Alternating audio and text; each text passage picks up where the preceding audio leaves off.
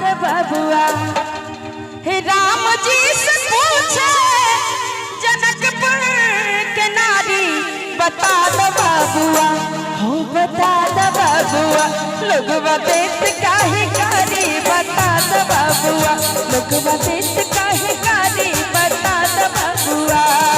राम जी से पूछे हो, राम जी से पूछे जनकपुर के नारी बता दे बबुआ, लोगवा देत काहे कारी बता दे बबुआ, लोगवा देत काहे कारी बता दे बबुआ।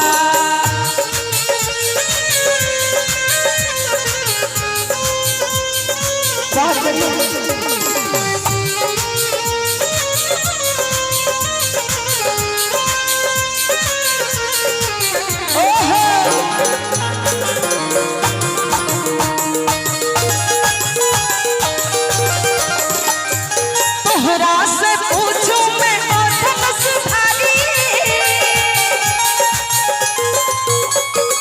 तोहरा से पूछूं मैं ओठन सुधारी,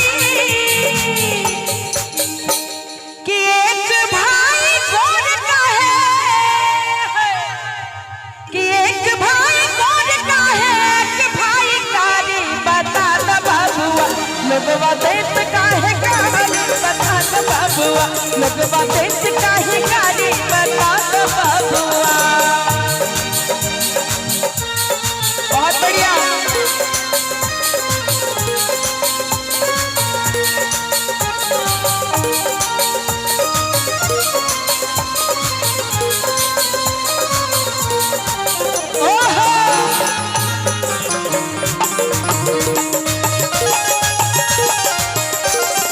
राजा दशरथ जी के नन होशियारी,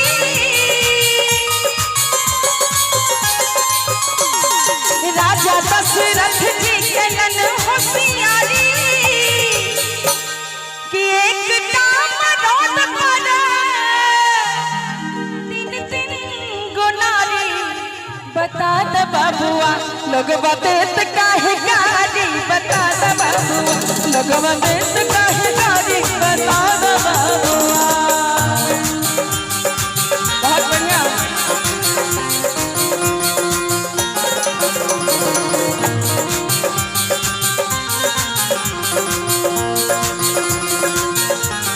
क्या बात है।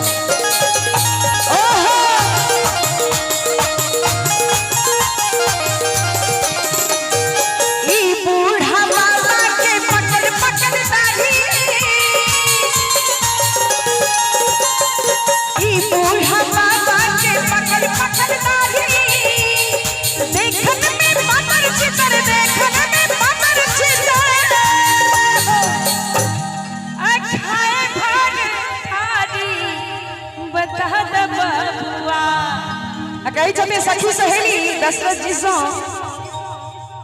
कि लोगवा देत काहे कारी बता दे बबुआ, लोगवा देत काहे कारी बता दे बबुआ।